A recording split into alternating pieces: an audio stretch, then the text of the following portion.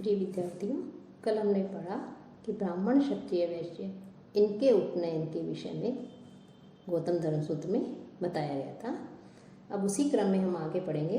कि आषोडशाद ब्राह्मणस्य पतिता सावित्री। किस आषोडशाद कि 12वें वर्ष तक जो है वो ब्राह्मण के लिए आपतिता सावित्री, जो सावित्री होती है वो जो है च्युत नहीं होती है। अर्थात सावित्री जो है जो एक मंत्र है उस मंत्र के उपदेश अर्थात उपनयन की अवधि रहती है कि 16वें वर्ष तक ब्राह्मण के लिए उपनयन की अवधि बताई गई है। सावित्री मंत्र के से तात्पर्य है कि सावित्री मंत्र का जो उपदेश है, जो ओम भूर्भुवः स्वः जिसे हम गायत्री मंत्र भी कहते हैं, उस मंत्र के उपदेश का अर्थात उपनयन संस्कार की अवधि जो है वो रहती है। तो ब्राह्मण के लिए वैसे तो 8 वर्ष उपनयन संस्कार कहा गया है, लेकिन 16वें वर्ष तक वो उपनयन संस्कार ब्राह्मण का हो सकता है और तब तक जो है 16वें वर्ष तक उसका उपनयन संस्कार हो जाना चाहिए। तब तक सावित्री मंत्र का उपदेश दिया जा सकता है, उसकी उपनयन संस्कार की अवधि रहती है। और इसके यदि 16वें वर्ष तक भी उसका उपनयन संस्कार नहीं किया जाता है तो फिर जो है वो एक तरह से ब्राह्मण नहीं रहता है कि। और आगे कह रहे हैं द्वाविंशते राजन्य से द्व्यधिकाया वैश्य से। और इसी प्रकार से कि जो जैसे ब्राह्मण जो है उसका 16वें वर्ष तक उपनयन संस्कार हो जाना चाहिए, वैसे ही द्वाविंशते 22वें वर्ष तक क्षत्रिय राजन्य से क्षत्रिय का और द्व्यधिका और उससे 2 वर्ष अधिक तथा 22 में 2 जोड़िए 24 हो जाएंगे। तो 24वें वर्ष तक जो वैश्य है उसका उपनयन संस्कार किया जा सकता है। कि ब्राह्मण का जो है वैसे 8वें वर्ष में कहा गया है, लेकिन 16वें वर्ष तक उसका उपनयन संस्कार किया जा सकता है। क्षत्रिय का 22वें वर्ष तक उपनयन संस्कार किया जा सकता है और वैश्य का जो है 24वें वर्ष तक उपनयन संस्कार किया जा सकता है। मोंची ज्या और भी सोत्रो मेखला क्रम। अब ब्राह्मण क्षत्रिय वैश्य इनका उपनयन संस्कार होता है तो कह रहे हैं कि इनकी जो मेखला होती है वो किस प्रकार की होती है, कैसे की बनी हुई होती है, उसके लिए कह रहे हैं कि ब्राह्मण क्षत्रिय और वैश्य इनके लिए क्रमशः है मूंज की मेखला होती है, मौरवी जो घास होती है उसकी बनी हुई जो है जो धनुष की डोरी होती है एक तरह से वो उसकी बनी हुई मेखला होती है, और सोत्रो जो धनुष की डोरी है सूत है उस सूत की जो है उसकी मेखला होती है। कि ब्राह्मण के लिए मूंज की, क्षत्रिय के लिए मोर में जो घास है उसकी, और वैश्य के लिए जो है सूत की मेखला कही गई है। तो इस प्रकार से ब्राह्मण क्षत्रिय और वैश्य ये जो उपनयन संस्कार इनका किया जाता है तो उस समय जो है ये इस प्रकार की मेखला को धारण करते हैं। तीनों के लिए ही अलग अलग प्रकार की मेखला के विषय में बताया है कि, और साथ ही साथ मेखला धारण करने के अलावा, मेखला था जो कमर में पे बांधते हैं उसे मेखला कहा जाता है। इसके अलावा जो उत्तरीय है जो अब वस्त्र डालते हैं उसके लिए भी कह रहे हैं कि वो उत्तरीय उनका कैसा होना चाहिए। कृष्ण रुरु वस्ता अजिनानी, कि इन तीनों के क्रमशः कृष्ण काले मृग जो है उसका चर्म का, धब्बे वाले रु मृग के चर्म का, और जो अजिन कह रहे हैं उत्तरीय वो किसका होता है, जो अज है अर्थात जो बकरा है उस बकरी के चर्म का उत्तरीय होता है। अर्थात ब्रह्म जो बालक हैं जो अध्ययन के लिए जाते हैं, जो उपनयन संस्कार जिनका है, उन्हें फिर क्या धारण करना चाहिए, उनके लिए कह रहे हैं क्रमशः है कि ब्राह्मण जो है वो कृष्ण मृग जो है काला जो मृग है उसके चर्म को उत्तरीय के रूप में धारण करता है, और रुरु जो मृग है उसके चर्म को जो क्षत्रिय है वो धारण करता है, और बकरे का जो चर्म है उसको उत्तरीय के रूप में जो है वो वैश्य जो है वो उसे धारण करता है। तो ये तीनों वर्णों के क्रमशः है उत्तरीय बताए गए हैं कि तीनों वर्णों को किस प्रकार के वे धारण करने चाहिए। वांससी शाण शोम चिरकुतपाह सर्वेशा। और इनके जो वस्त्र होते हैं, ब्राह्मण, क्षत्रिय और वैश्य, ये तीनों ब्रह्मचारी कहे गए हैं। उपनयन संस्कार के बाद ये ब्रह्मचारी कहलाते हैं। तो इन तीनों ब्रह्मचारियों के मेखला के विषय में बताया, उत्तरीय के विषय में बताया, साथ ही साथ इनके जो वस्त्र हैं वो किसके बने हुए होते हैं, कैसे होते हैं, उसके विषय में बता रहे हैं। कि शाण की जो सन है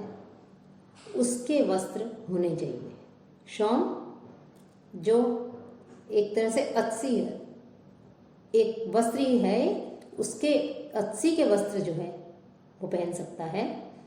और साथ ही साथ जो है, जो दर्भ है उस दर्भ के वस्त्र भी वो शोम चीर अर्थात अच्छी के वस्त्र भी पहन सकता है। और साथ ही साथ जो दर्भ आदि द्वारा निर्मित है, जो घास आदि है उसके द्वारा निर्मित जो है, या कह सकते हैं ऊन के बने हुए जो वस्त्र हैं, कुतप है, उनको भी वो धारण कर सकता है। तो ब्राह्मण, क्षत्रिय, वैश्य तीनों वर्णों के लिए अलग अलग बताए गए हैं कि ब्राह्मण को सन के वस्त्र जो है उनको धारण करने चाहिए, क्षत्रिय के अच्छी के, और जो वैश्य है उसको ऊन के बने हुए, दर्भ के बने हुए जो है वस्त्र हैं उनको धारण करने चाहिए। तो ये सभी वर्णों के ब्रह्मचारी जो ब्रह्मचारी हैं उनके लिए वस्त्रों के प्रकार बताए गए हैं। कि जो कंबल ऊन के बने हुए हैं वो वैश्य के लिए बताए गए हैं। तो इस प्रकार से इसमें ये अलग अलग जो है प्रकार के वस्त्र ब्रह्मचारियों को धारण करने चाहिए, जिससे उनको देखकर ही स्पष्ट हो जाए कि ये इस वर्ण का ये ब्रह्मचारी बालक है। कार्पासम व अभिकृतम, अथवा कि जितने भी द्विजाति ब्राह्मण हैं, कि द्विजाति का है ब्राह्मण, क्षत्रिय, वैश्य, या तो इन तीन इस प्रकार के अलग अलग होने चाहिए, या सभी यदि ये उपलब्ध नहीं हो तो जो द्विजाति ब्रह्मचारी हैं ब्राह्मण, क्षत्रिय, वैश्य, इन तीनों के लिए अभिकृतम कि बिना रंगा हुआ कार्पासम रुई जो है उसका वस्त्र धारण करना चाहिए, अर्थात श्वेत रंग का। कि बिना रंगा हुआ उसमें किसी प्रकार का कोई रंग नहीं होना चाहिए, ऐसा श्वेत रुई का जो बना हुआ जो वस्त्र है उसको जो है उन्हें धारण करना चाहिए। काशायम अपि एके, कुछ विद्वान जो है उनका कहना है कि ब्रह्मचारी बालक जो है वो रुई के वस्त्र के अलावा, श्वेत वस्त्र के अलावा वो जो है गेरवे रंग के वस्त्र भी वो पहन सकते हैं। तो ब्रह्मचारी बालक के लिए गेरवे वस्त्रों का भी विधान यहाँ पर किया गया है।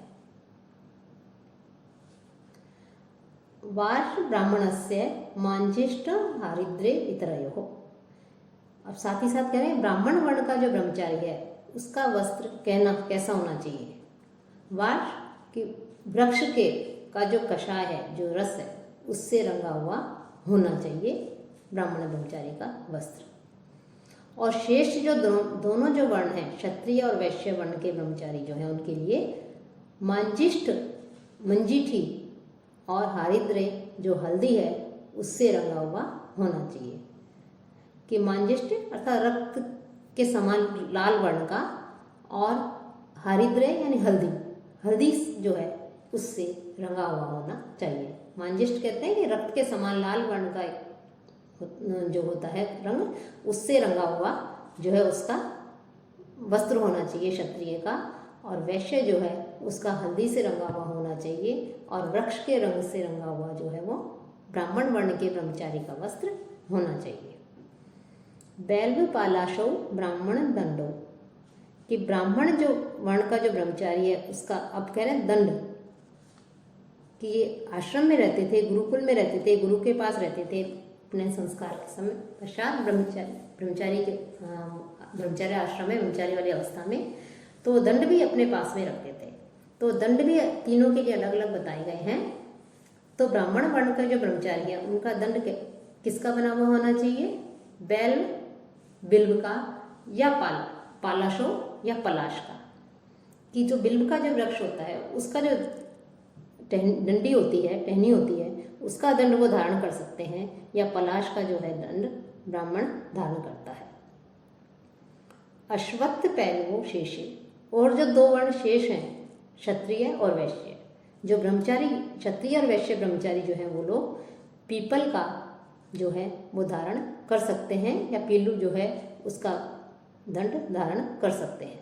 तो क्षत्रिय और वैश्य वर्ण के ब्रह्मचारी के लिए पीपल या पीलू का जो दंड है एक वृक्ष विशेष होता है पीलू, तो उसके विषय में बताया है कि वो उसके दंड को धारण कर सकते हैं, कि डंडा जो है अपनी सुरक्षा के लिए या उसको साथ लेकर के चलेंगे तो उनकी जो है पहचान स्पष्ट हो जाती है किस वर्ण के ब्रह्मचारी बालक हैं, तो दंड को जो है वो लेकर के जाते हैं। तो तीनों के लिए दंड का विधान किया गया है। अथवा कह रहे हैं यज्ञो व सर्वेशा, या ये कह रहे हैं कि यदि पलाश का ब्राह्मण के लिए बिल्व या पलाश का कहा गया है, क्षत्रिय वैश्य के लिए पीपल आदि का कहा गया है, तो लेकिन ये जो दंड बताए गए हैं किसी कारण से यदि ये उपलब्ध नहीं होते हैं, जहाँ वो रह रहे हैं वहाँ इस प्रकार के वृक्ष नहीं हैं, तो इन्हें उपलब्ध नहीं हो पा रहे हैं, तो इन ब्राह्मण क्षत्रिय वैश्य इन तीनों के लिए सभी ब्रह्मचारियों के दंड जो हैं वो यज्ञो व सर्वेशा, कि यज्ञ में प्रयुक्त जो वृक्ष है, कि जिसके वृक्ष की लकड़ियों के द्वारा यज्ञ आदि किया जाता है, हवन आदि किया जाता है, तो उस यज्ञ में प्रयुक्त जो वृक्ष है उस वृक्ष के दंड वो तीनों बालक धारण कर सकते हैं। और कैसे होने चाहिए वो दंड? अपीड़िता यूप वक्रा सशल्का, कि अपीड़िता कि किसी कीड़े आदि के से वो जो है अक्षत हो, अर्थात कीड़ों आदि के द्वारा उस दंड को नहीं भेदा गया हो, उस वृक्ष दंड में कीड़े आदि नहीं लगे गए हो। और यूप वक्र, यूप की तरह ऊपर से वक्र अर्थात घुमा हुआ, कि यज्ञ जो है यज्ञ में जो खूंटा होता है वो सीधा होता है लेकिन ऊपर की तरफ से थोड़ा वक्र होता है, घुमा हुआ होता है, उसी तरह से कह रहे हैं कि यज्ञ यूप के समान यज्ञ के खूंटे की तरह ऊपर से वक्र जो है वो होना चाहिए। सशल का साथ ही साथ छाल से युक्त भी होना चाहिए, उसमें छाल आदि भी होनी चाहिए, तो इस प्रकार के दंड वो धारण कर सकता है। मूर्ध ललाट नासाग्र प्रमाण, अभी जो दंड बताए गए हैं ये कितने बड़े होने चाहिए, इसके लिए भी तीनों के लिए ब्राह्मण क्षत्रिय वैश्य जो द्विज हैं इन तीनों के लिए अलग अलग प्रकार की लंबाई के जो है वो दंड बताए गए हैं, कि ब्राह्मण क्षत्रिय वैश्य के दंड जो है वो वर्ण क्रम के अनुसार मूर्ध सर तक, ललाट तक, नासाग्र जो नासिका का जो अग्रभाग है वहाँ तक होने चाहिए, कि ब्राह्मण का जो दंड है वो सर तक होना चाहिए, क्षत्रिय का ललाट तक, और वैश्य जो है उसका जो दंड है वो नासिका के अग्रभाग तक होना चाहिए। मुंड जटिल शिखा जटाश्चय, कि और ब्रह्मचारी, ये तो इस प्रकार के दंड की विधि बता दी, उनके वस्त्र आदि बता दिए। अब जो है ब्रह्मचारी जो है कैसे रहे, मुंड यानी सब अपने सारे केशों का मुंडन कराए, सारे बाल कटवाए, वो केश मुड़ाए, तो ऐसा ब्रह्मचारी बालक रहे। जटिल या जटा आदि धारण करे, अथवा शिखा या जो है केवल शिखा को ही जटाहस्य जटा के रूप में रखे, कि ब्रह्मचारी जो है या तो अपने सारे ही बाल कटवाए करे और या जटा धारण करे, या केवल अपने सर के बाल कटवा ले और शिखा जो है उसको जटा के रूप में वो रख सकता है। ये इस प्रकार से ब्रह्मचारी के लिए जो है बालों की विधि बताई गई है। द्रव्य हस्तः चेत उच्छिष्टो अनिधाय आचमेत, अब इसमें जो है उनके कर्तव्य बताए गए हैं, किस प्रकार से उन्हें आचमन आदि करना चाहिए। कि यदि हाथ में कोई वस्तु लिए हुए है या भोजन करने के उपरांत कोई झूठा हाथ है, तो उस हाथ में की रस में ली हुई वस्तु को जो है उसको अलग रखे बिना है उसे आचमन करना चाहिए। इसके कई अर्थ बताए हैं। एक अर्थ ये भी है कि यदि हाथ में कोई वस्तु है, उच्छिष्ट अपवित्र या झूठी होते हुए भी किसी वस्तु को हाथ में लेते हैं, तो उस वस्तु को अलग रख करके जो है आचमन करना चाहिए। तो इसी प्रकार से जो है अपने दैनिक कार्य से जो निवृत्त होते हैं वो भी इसी प्रकार से करके उसे आचमन जल को लेकर के जो है उसका अपनी इंद्रियों के ऊपर जल का स्पर्श करके उसका आचमन करके वो आचमन कहलाता है। तो ये जो है इस प्रकार से उसे करना चाहिए। अब साथ ही साथ ये जो गौतम धर्मसूत्र है इसमें आगे द्रव्यों की शुद्धि भी बताई गई है कि मांजने से, आग में तपाने से, काटने से, धोने से, धातु के, मिट्टी के, लकड़ी के और सूत से निर्मित जो वस्तुएं होती हैं वो शुद्ध हो जाती हैं, उनकी शुद्धि हो जाती है। कि कुछ वस्तुएं ऐसी होती हैं कि द्रव्य शुद्धि परिमार्जन प्रदाहत निर्णय जनानी तेजसम आरती दारवंतावा, कि कुछ जो वस्तुएं हैं उन वस्तुओं कुछ वस्तुएं मांजने से साफ हो जाती हैं, जैसे बर्तन वगैरह, कुछ आग में तपाने से शुद्ध हो जाती हैं, किसी को काटने से शुद्ध हो जाता है, धोने से हो जाता है। तो धातु के, मिट्टी के, लकड़ी के और सूत से निर्मित जो वस्तुएं हैं, इन वो जो है इस प्रकार से उनको हम साफ कर सकते हैं। कि जैसे धातु के हैं जो बर्तन कह सकते हैं या कोई पदार्थ कह सकते हैं, वस्तुएं हैं, वो मांजने से शुद्ध हो जाती हैं, मिट्टी के आग में तपाने से शुद्ध हो जाते हैं, लकड़ी के थोड़े से काटने से शुद्ध हो जाते हैं, और सूत से निर्मित जो वस्तुएं हैं उनको धोने से जो है हम उन्हें शुद्ध कर सकते हैं, पवित्र कर सकते हैं। और जैसे धातु के पदार्थों की शुद्धि होती है, उसी के समान पत्थर के जो पदार्थ हैं, उपल अर्थात पत्थर के जो पदार्थ हैं, जैसे मणि है, शंख, मुक्ता आदि है, उनकी भी हम शुद्धि कर सकते हैं। साथ ही दारुवद अस्ति भूम्यों, कि दारुवद की लकड़ी से बनी हुई वस्तुओं की शुद्धि के समान ही कि हाथी से बनी हुई हस्ती, जो हाथी दांत से बनी हुई वस्तुएं हैं, उन वस्तुओं को भूम्यों और भूमि की भी शुद्धि हम कर सकते हैं। कि जैसे लकड़ी से बनी हुई वस्तुओं की शुद्धि हम उस लकड़ी को थोड़ा सा काट करके कर सकते हैं, वैसे ही हाथी दांत से बनी हुई उसको शुद्धि कर सकते हैं। भूमि है, उस भूमि को हम धो करके या उस भूमि को खोद करके उसको साफ कर सकते हैं। तो ये साफ करने की विधि बताई गई है। आप अपनम च भूमि, और दूसरे स्थान से मिट्टी लाकर, कि पहले से यदि हमने किसी भूमि को पवित्र करने के लिए उसे खोदा है तो उसको भरने के लिए दूसरे स्थान से भूमि ला करके जो है हम उस वहाँ पर भर सकते हैं, तो वो भी शुद्ध हो जाती है। चैलवत रज्जु दल चर्मणाम, और वस्तु की जो शुद्धि है उसके समान ही वस्त्र आदि की जो शुद्धि होती है उसके समान ही हम रस्सी की और अन्य जो पदार्थ हैं उनकी भी शुद्धि कर सकते हैं। तो इस प्रकार से बहुत जो वस्तुएं हैं उनको शुद्ध करने का विधान इसमें बताया गया है। हम नित्य कर्मों से निवृत्त होते हैं, यदि वहाँ दूषित हो जाए उस चीज़ तो उस पदार्थ का, उस चीज़ का जो है हमें परित्याग कर देना चाहिए, इसका भी जो है इसमें बताया गया है। साथ ही साथ हमारे जो कर्म है, नित्य कर्म है, उन कर्मों को करने की विधि बताई गई है कि कैसे, किस स्थान पर बैठ करके, कैसे यज्ञोपवीत जो है जनेऊ पहनते हैं गले में, जिसे बोलते हैं यज्ञोपवीत पहनते हैं ब्रह्मचारी, उसको कैसे यथा स्थान रखा जाए और किस प्रकार से आचमन करके कैसे जो है पवित्र हुआ जाए, इसकी विधि बताई गई है। तो क्या विधि है कि द्विपरिमृज्यते, कि प्रत्येक बार जल लेकर के पहले तो दोनों होठों को हाथ में जल लेकर के साफ करें, पादौ च अभ्युक्षेत, और फिर दोनों पैरों पर जल छिड़के, खानी चो स्पर्शेत शीर्षाणी, कि सिर की जो इंद्रियां हैं, नेत्र, कान, मुख, नासिका, छिद्र आदि में उस जल का स्पर्श करें। मूर्धनि च दध्यात्, इसके पश्चात सिर का सभी उंगलियों से जो है वो स्पर्श करें। सुप्त्वा भुक्त्वा श्रुत्वा च पुनः, कि सोने के समय, भोजन करने के समय, और श्रुत्वा छींकने के बाद तुरंत हमें जो 2 बार हाथ में जल लेकर के जो है 2 बार हमें आचमन करना चाहिए।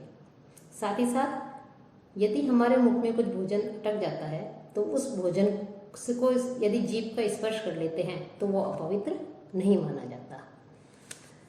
तो इस प्रकार से इसमें कुछ आगे भी इसी विषय में उनकी शुद्धियाँ बताई गई हैं कि कैसे जो है शुद्धि की जाती है, अपने शरीर की शुद्धि की जाती है, शरीर के जो मल है, दूषित पदार्थ है, उनकी शुद्धि की जाती है। तो उसके विषय में भी जो है इसमें चर्चा की गई है। साथ ही साथ शुद्धि के पश्चात ये इस प्रकार से प्राणायाम जो है कि गुरु के पास में कैसे बैठना चाहिए, ये मुख्य बात है कि इसके पश्चात शुद्धि बताई गई है। और वेदों में जैसी शुद्धि बताई गई है, जैसी शुद्धि का विधान है, वैसा ही इसमें ब्रह्मचारी के लिए भी शुद्धि का विधान बताया गया है। फिर गुरु के पास में कैसे बैठना चाहिए, प्राणायाम कैसे करना चाहिए, कितने समय करना चाहिए, इसके विषय में आगे बताया जाएगा।